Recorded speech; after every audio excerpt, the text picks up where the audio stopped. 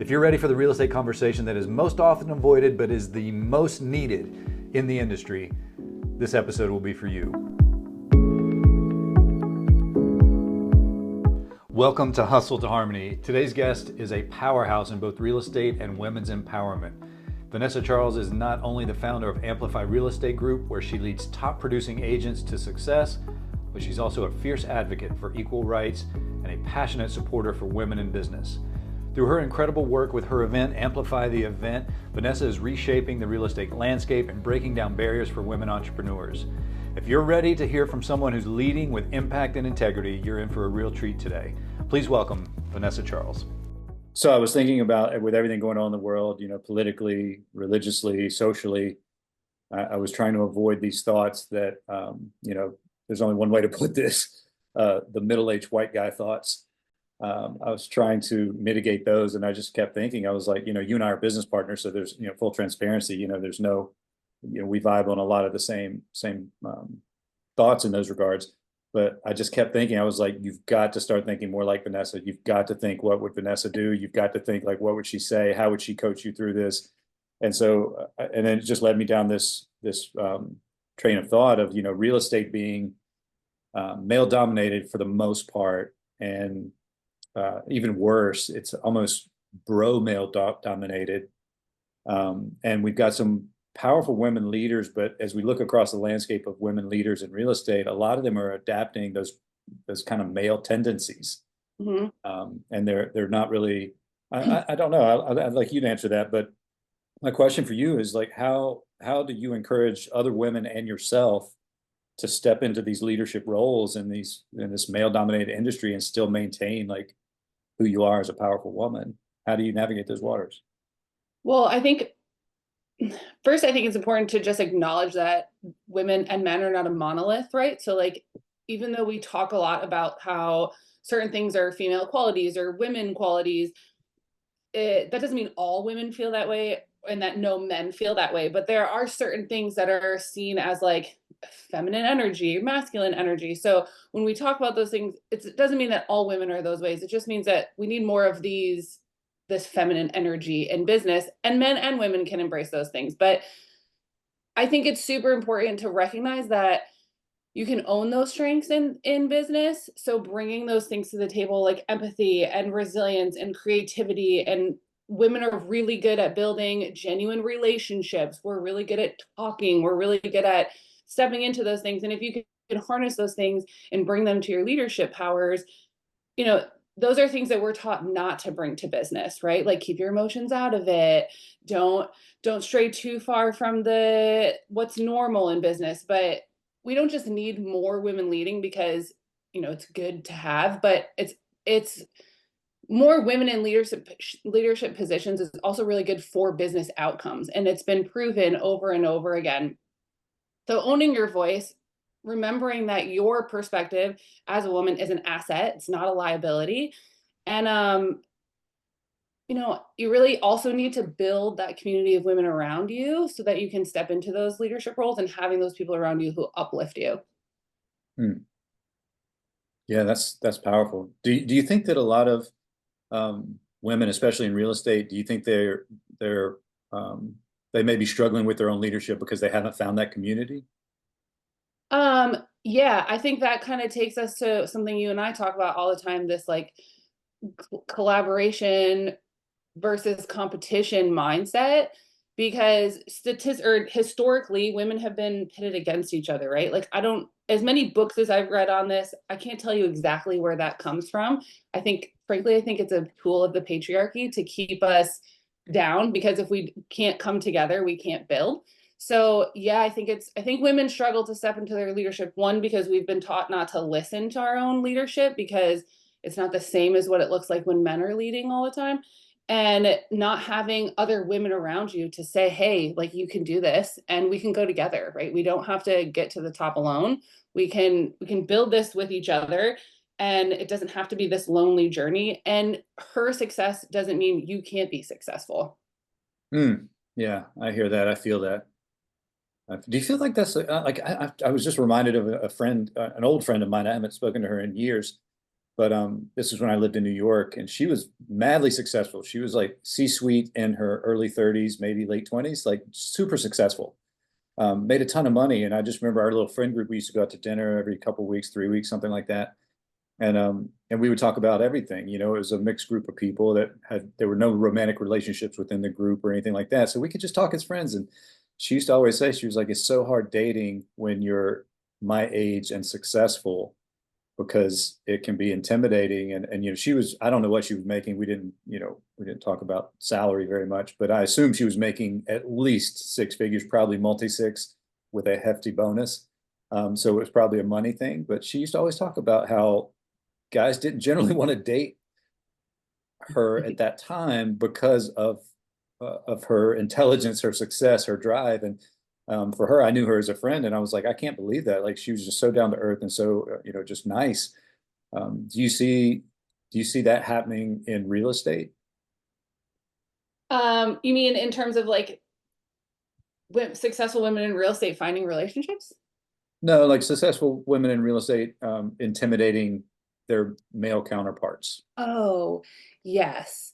And I don't necessarily know if the intimidation is that men are intimidated because these women are doing well, or if it's just that we're sort of, it seems like all of the women that I am following and I am looking up to in this industry are doing it differently, right? They're sort of breaking that mold of this like this hustle, and if you're not giving it 100% of everything you have and you're not grinding all the time, you can't be successful in this industry. And I think there's a lot of women at the top who are showing that you can do this differently. We can build these businesses differently. And I think that's, I don't want to say a threat. I guess it is a threat to the way that business, real estate has been done for so long, that it's hard, I think, for men to sometimes see that things can be done differently and that you can let go of that hustle grind mindset a little bit and sort of lean into life a little bit more and people a little bit more. But I feel very fortunate to be surrounded by people like you and Peter Liu, who are really leaning into supporting women in this industry. And the reality is, we also need men to run this race with us. Like, we need men to stand by our side and go with us. And also, these shifts are good for men too, not just for women. So yeah, I do think there's a little bit of intimidation happening, but I don't think it's because, I choose to believe that it's not because they don't want to see women be successful, and just that it's challenging to the way things have been done for so long in this industry. I think that's spot on. That it's not, yeah, I think that's so spot on. It's not challenging the male versus female or female Right. versus male. It's challenging the way that things have been done since the 1970s in real estate. And there's no, you can't contest that real estate is male dominated. That's just fact. So you look at the Yeah. numbers, like, so I don't care what your opinion is about that. That's a fact. Real estate is Yeah. male dominated. Even more so, the demographic of the males that are dominating the industry are old school. And I saw someone, you and I, but I won't say his name because I just won't. But he's a white male, almost 60, I think, and was talking about how he used to do things in 1995. And my only thought was, well, that pretty much makes you irrelevant. Yeah. Yeah. Based, I was based, 10. yeah. And so it's like, it really is it's this mentality of, these people who are leading this industry and trying to innovate. They're innovating it based on effort that is 40 years old. Yes. Yeah. And I think that's really where we look at what does a new role in leadership, what is a new perspective on the industry, what does it mean to us? And I know you and I, we really, you built the group and graciously invited me in to help coach the group, but you built the Amplify group based on this idea of diversity and inclusion, which I know is it's a hot button to push right now. But you know how we do, we're going to push it. Yeah. And that was one of the things that really, it drew me in to what you were doing. But I wanted to get your opinion. Like, how do you see, you've been doing this a lot longer than I have as far as really pushing that aspect of business. How do you see diversity shaping business success and industry innovation? Do you see that being a cornerstone element? Yeah, I don't think that, I mean, I know diversity, equity, and inclusion is such a hot button buzzword right now, but it's not just something that's nice to have. It's actually a competitive advantage in business. It's not a charity.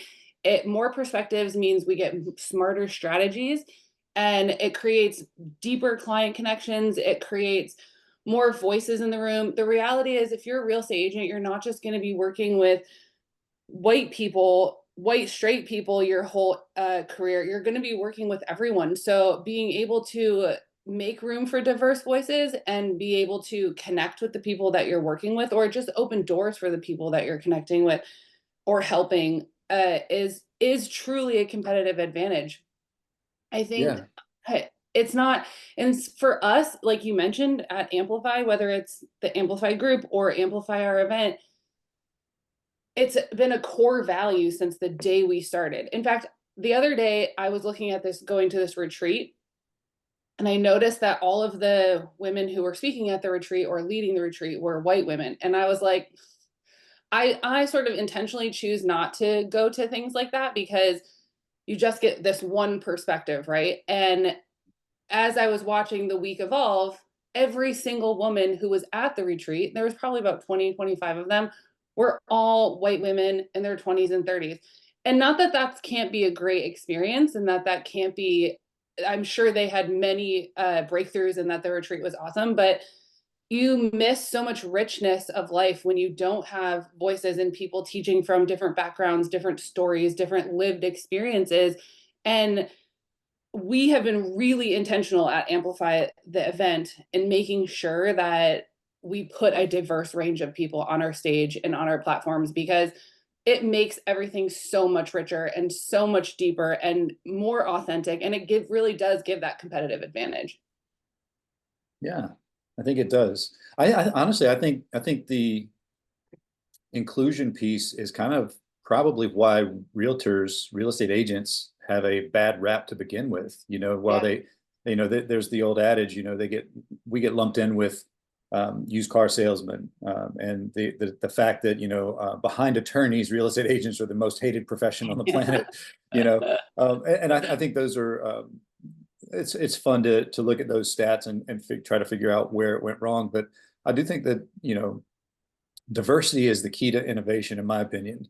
And that's really one of the things that I really looked at Amplify Group, when you and we started talking about partnering and doing this stuff. And I really saw that as something that could innovate an industry with the people that you were bringing into your world. And where my question is, given that, where do we go from here? Like, do we just keep trucking along, or is there a battle to fight, or is there a petition we need to sign? Like, where do we go from here to keep a protest we need to go to? Yeah. Well, I think it starts by not just making room at the table, right? But making room on your stages. Like, if you are somebody who has a space to create this, stop recycling the same voices. There's so many incredible people in leadership right now who are doing really amazing things, and that representation matters. And, diversity has become such a huge buzzword right now, but it is statistically proven that businesses that have more diversity are stronger, they're more innovative, they're more profitable. So again, this isn't charity, this is smart business. It's better for business and it's better for people when we create these spaces. So the best way to do this is follow other people in business, follow people from real estate agents who are in the LGBT community, who are people of color, who are doing things differently. Like, listen to what they're saying, share their information, share the things they're putting out there, and put them on your stages. Ask them to speak at your events, bring them in to coach your groups. Like, these are voices and people that are doing some really amazing things, and pay them for their time. Yeah, indeed. And I think that's what you do very well with Amplify the event, and I've been privy to be behind the scenes on it a couple of years, but I think one of the things that I really admire about what you do there is you're not choosing speakers based on their skin color or their economic demographic or anything like that. You're really looking at your speaker lineup going, what is their perspective? What perspective are they bringing? A different perspective than everybody else, and where does that perspective fit into a lineup for the audience? And I think that's something that most people miss. They're like, oh, we should have a Black lady speaking at this moment, or we should have a Latino speaking, or they and it's like, okay, that's Sure, that's one way to do it. Another way to do it is the way you do it, which I think, you know, after this last year at Amplify, it was an amazingly emotional event because we were getting and receiving different perspectives at key moments, and you really orchestrated that. Do you think that do you think that that can happen in an industry as big as real estate? Something like Yeah, that? I do. I think it takes intention, and I think it means putting people over profit, and that doesn't mean you can't make money. Obviously, none of us are in this business to not make money, but when you lead with people first versus profit first, it changes your perspective on everything. And uh that journey that you go through at Amplify is intentional. And again, like you said, the worst thing you can do is say, oh, I just need a Black person to speak on stage, and just finding a random Black person. Like, it's important to us that no matter what color someone's skin is or what background they come from, that the perspective that they're bringing is something that the people in the room need to hear. And you can, as long as you're intentional about the journey that you're creating and the experience you're creating and the people, what you're bringing to the people, you can create that. But it doesn't happen by just saying, I need to sell X amount of tickets to make X amount of dollars. It's about the experience and the journey first. Hmm. Yeah. I think we miss that even from a agent to a client facing basis. It's like, what is the client experience in me showing these homes or having the open house? What is Yeah. the experience? You know, how do I make this a great experience for anyone who walks through my door? You know, and having the consideration to craft that, you know, is something that I think is an interesting point. It's something we're addressing in our group for sure. But also I think, you know, you probably wouldn't call yourself this, but I will call you this. You know, you're an industry leader in real estate, Thank you. right? And thank you for receiving that. I was expecting a little more pushback. I will receive that. Well, I'm working on that. Yeah, but you've really, for lack of a better word, amplified your platform on social media, amplified your voice, and you don't really shy away from like topics that most people in sales would say, "Oh, you can't talk about that. Oh, you shouldn't talk about that. That's bad for the marketing. You're going to exclude a group of people." You know, has there been a point in your career where someone has said, "Hey, you know, stop talking about that, or maybe shut your mouth, or keep your voice to yourself"? Has there been a point where someone has tried to shut you up, so to speak? Yeah. So when I very first started in real estate, pretty much everyone told me I needed to shut up and stop talking about things like feminism and women's issues and politics. And I did for a while because I believed that I wouldn't ever be successful if I had too much of an opinion. But I think, I'll be very honest, that doesn't happen to me anymore. Nobody tells me like, oh, don't talk about those things, because I think I also had to mature in the way that I talk about these things. And actually, this is something you helped me with, to recognize that if you focus on talking about what you're for and what you support and why you're for those things versus the things you're against and the things you hate and the people that you're against, it makes it very hard for people to tell you you shouldn't be talking about those things, because it becomes less personal and more about the greater picture. So are there moments where I forget that? Yes, always. There will always be moments where I just get a little too hot. But also I think it's about remembering, I've had to work on picking and choosing my battles, right? When I was in my 20s, I fought every battle. Like, my mom will tell a story that even in like kindergarten and first grade, I was doing petitions because I wanted to chew gum at school or have like pajama day. Like, this is just sort of baked into the DNA of who I am. I But love that. and in college, I fought every battle, went to every protest. But you know, I'm really strategic now about what's important to me and where I show up and what I use my voice for.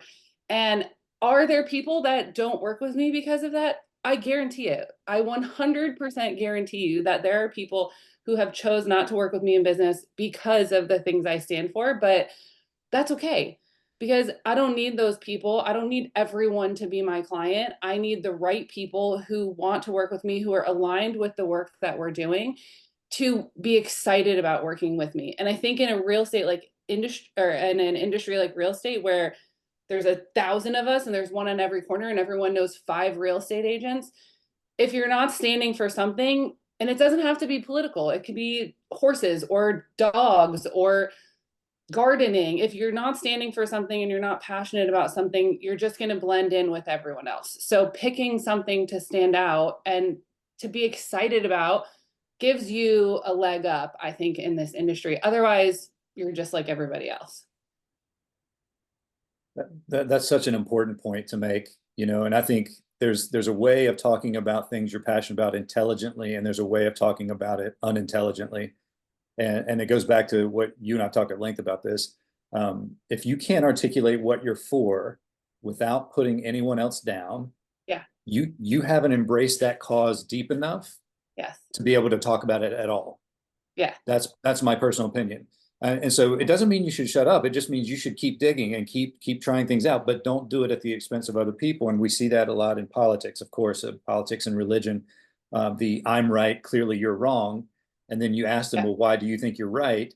And they say, just because, or I just all the am. reasons you're wrong. Yeah. And so I think that is but that's the true process of authenticity. I can picture 3-year-old Vanessa petitioning for chewing gum, or 5-year-old, and I'm like, oh, it makes so much sense now, right? It makes so much sense. I wrote a letter to the mayor once because people were speeding on our street, and they sent like a news crew out. It was a whole thing. I love it. But so you look at that and you say, okay, this was clearly something that was taught to you, it was in you, that fight for people who can't fight for themselves, or stand up for things that you really believe. And then but what you were also shown is the path in which to make positive and lasting change. At 5 years old, you don't think, oh, I can't do anything about the adults speeding in their car on my street. You were like, I know what I can do. I'll write a letter to the mayor. Yeah. And so my parents probably that or encouraged that to happen. But I think I think my parents taught me from a really young age that if you're not happy with something or something is unjust, you can do something about it. And it doesn't mean you'll always win. It doesn't mean that people will always hear what you have to say, but you don't have to stay quiet. You can try to make a difference. And sometimes that try, even if it doesn't accomplish the whole mission, starts a small, and you talk about this, a ripple effect that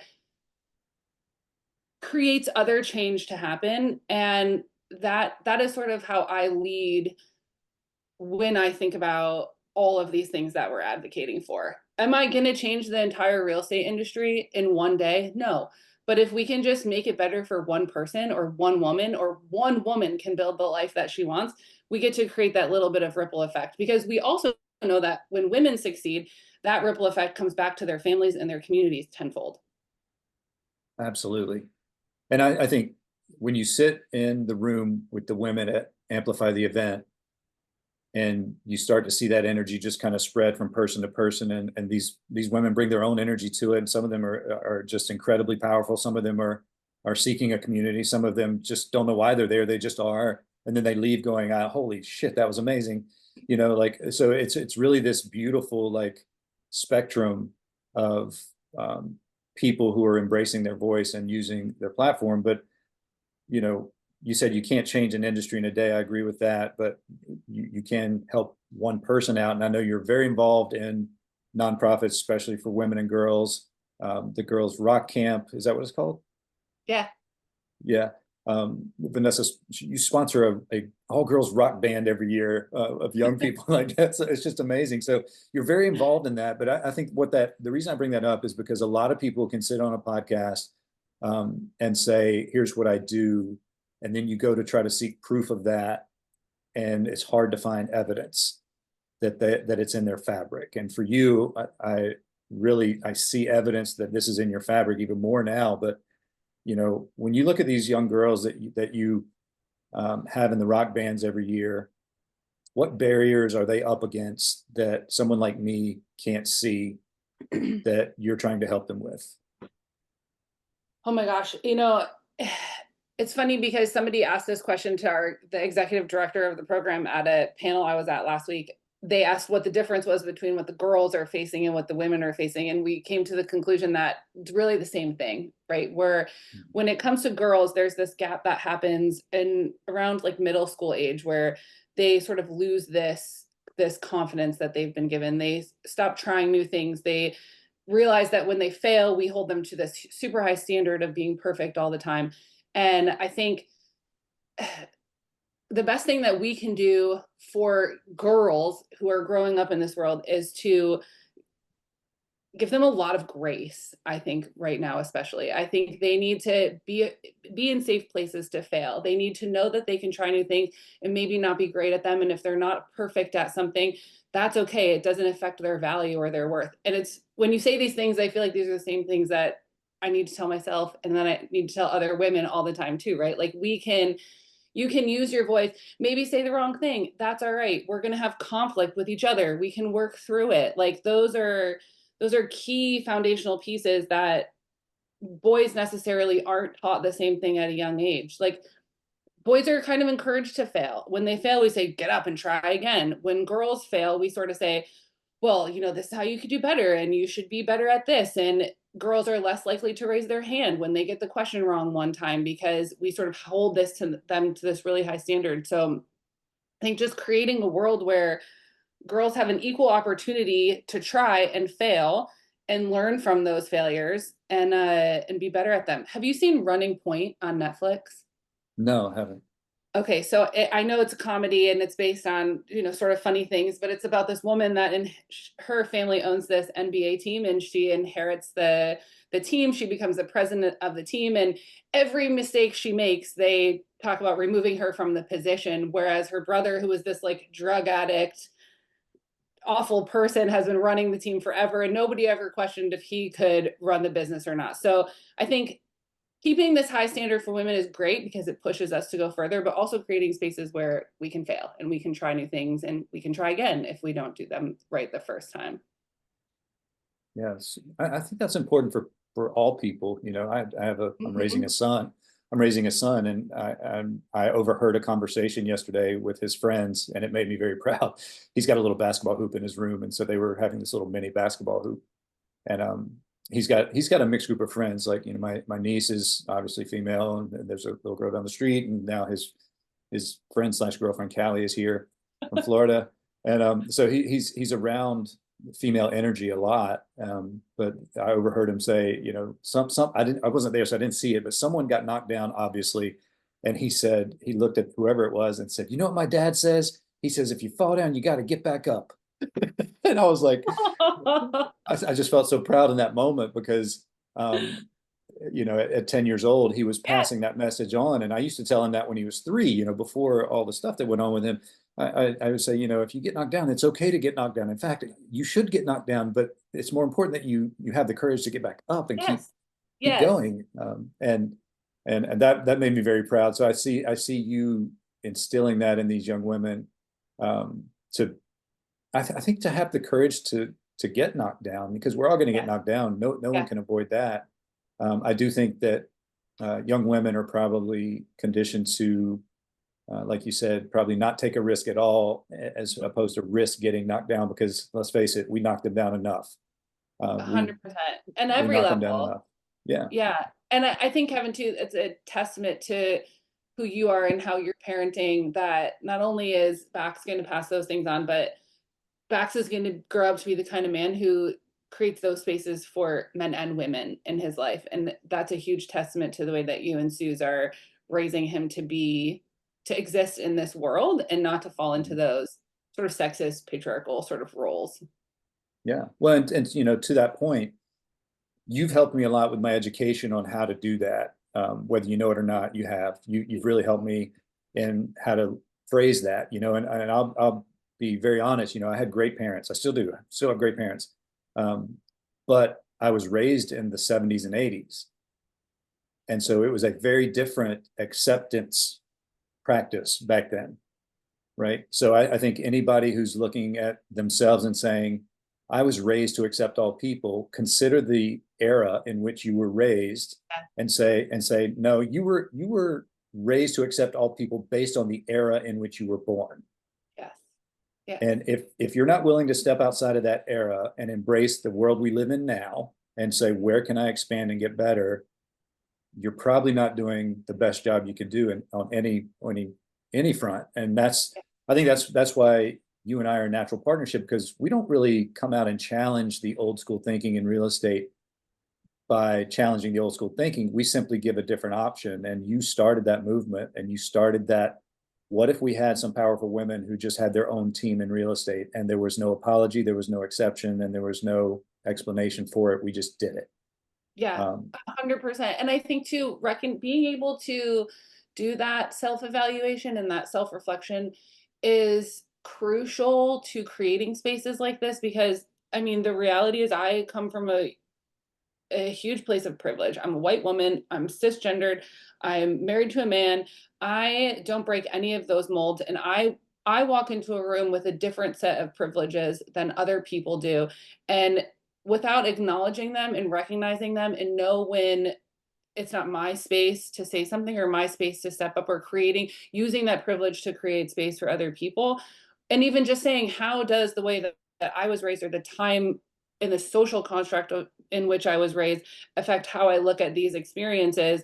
Without that, we don't ever get to make change. We don't ever get to create those spaces where diverse voices have places, and we bring other people to the front, because that's hard work. It's really hard work to do that internalized reflection of saying, how does the time and the way in which I was raised, or that I exist now, affect how I'm showing up in the industry, or in the world just in general.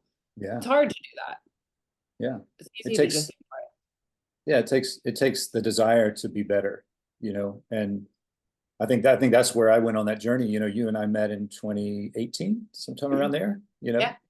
Yeah. So that you really opened my eyes to a lot of things. And then my son was 3 at the time. So what I then started looking at my parenting and saying, okay, I can't be a dad like my dad was a dad, because my dad was a dad in the 70s and 80s. So there was a whole different world we lived in, from technology to religion to politics. It was just completely different. Yeah. The things that I had access to as a 10-year-old in 1984 are very different than the things my son has access to now. And he and I've had, yeah. And so if I don't evolve, my point is this: if I don't evolve, he doesn't evolve, and he doesn't live to his highest and best, and he has to go learn from somewhere else. And so I want to bring this. This is all have a point, but I think the mentality in real estate for decades has been winner takes all. Yeah. That there's one person that's the top of the food chain, and that's obviously who you're trying to dethrone. And I think when you look at that winner takes all approach, the hustle grind mentality, the 24/7 culture, the wake up at 4 a.m. because someone said you should. When you look at all that, like what is there a place for competitive aggression in a collaborative space? And what I mean by that, is there a place for competition and collaboration in a sales industry that's commission based like real estate? Yeah, so first of all, that winner takes all mindset it's not just outdated, it very honestly, I think, is holding us back in the industry, because real estate is not a zero-sum game. It's not something that one person can win. It's not a tennis match where there will be one winner at the end. It's an industry that has space for a lot of people to be very successful in. And if we're not sharing information, and if we're not collaborating, and we're not sort of flipping that old school outdated narrative on its head, we're going to get left behind. Because when one woman wins in this industry, other women will win in this industry. And one woman winning, and I don't even like to say winning because that implies that there will be one winner. When one woman is successful in this industry, it creates space for other women to step into those same shoes. And I'm floating around. I don't think that means that you can't be competitive.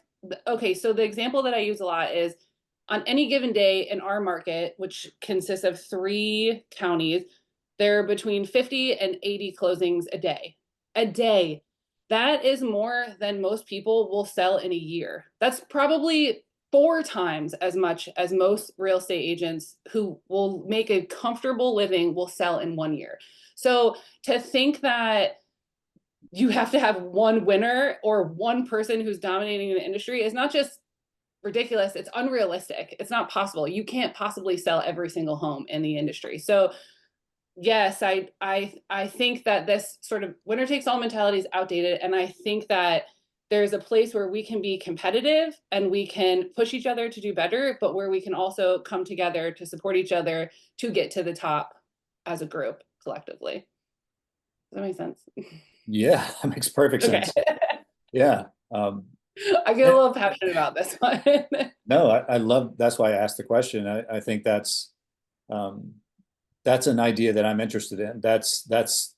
I'm interested in being a part of someone who's exploring that. I'm interested in making money with someone who's considering that as the right way to do it, you know. And I see the same in the coaching space, you know, and I work for some pretty big people in coaching. And one of the things that is just obvious at that level of success is we don't have to help everybody. There's plenty of people out there that will help the people that we're not right for. Yes, But we're still going to do our highest and best, and we're not going to lower our standards or lower our potential to meet someone else's narrative simply because they're uncomfortable or they're not operating their potential. So I think that is an interesting thing as well. And, you know, I would say, again, I don't know that you would say this about you, but I'm going to say this about you because I know the stats, I know the numbers. Like you're the top 1% of people at your brokerage. I would argue that it probably goes deeper than that. Like you're probably the top 1% of real estate professionals on a much broader scale, if not nationally, at least in your state, probably regionally. And with that kind of, and I only say that because I want people that are meeting you for the first time to understand that you're not just sitting at a desk recruiting people. You know, you're out there talking to clients, helping people buy houses. You know, you work with some very exclusive very and much high. so in production. Yeah, yeah, you're out there doing it, so you see, you know, boots on the ground kind of stuff. But being in that top 1% of people in the industry, what is just one? I know there's many, but what is one and maybe the biggest misconception about you as a professional that kind of drives you crazy? Oh gosh. I think when you, so I for a while was kind of against saying stuff like, oh, I'm top 1% real estate agent, because I think sometimes those numbers are arbitrary. But I think I've learned to lean into them and to own it, because I worked really hard for that. I worked really hard to get to where I'm at. And I think a lot of times people think when you start to list those statistics or list those accolades, you you become something that you're not. And while I'm working on owning those things and receiving those things when people say them to me, there's still such a huge part of my business that's really people based. It's not just about chasing the numbers. It's not just about chasing the production. It's about making sure that people are well taken care of and represented, no matter whether it's Amplify the event or Amplify a real estate community. And when people, when I hear people say things like, oh, she just is just chasing numbers now, or now she's just recruiting people, it used to be something I wanted to try to fight against, but I don't feel like I need to so much anymore, because I know where we're going. I know what this looks like. I know that success and community are not mutually exclusive things. I know that real estate is a powerful platform, and when we use it to do more social good in the world, we're not just building better businesses, we're creating a better world. We're making lives better. We're changing the future of the industry itself. And I don't necessarily, I'm sort of at a place now where I don't need everyone to buy into that, because the right people who want to be part of it will be, and those are the people that I want to run with. Yes, yes, yes, yes. I want to respect your time because I know you are very busy. But I want to thank you for being here today. This conversation meant a lot. One of the things that I really had to prep myself for is I didn't want this to be another conversation about real estate. I didn't want you and I to just chat about, oh, you do an open house or put your sign in the yard or brand. You know, I think there are deeper issues for us to deal with. And I want to thank you for bringing that to the table today and having the courage to bring that to the table. So thank you very much. Well, I think too that and I don't mean to interrupt you. No, no. So much of the conversation about real estate right now, I think I've been to 5 like training events or coaching events or conferences this year, and everyone is talking about technology. Everyone is talking about AI. And while those things are super important, the future of this industry is also about people. And I think the more we get into this AI tech sort of centered way of doing business, the more not only are agents craving this, but buyers and sellers are craving connection and a real human being on the other end of things. So implementing those things into your business when it comes to real estate, but also remembering that this is still about people.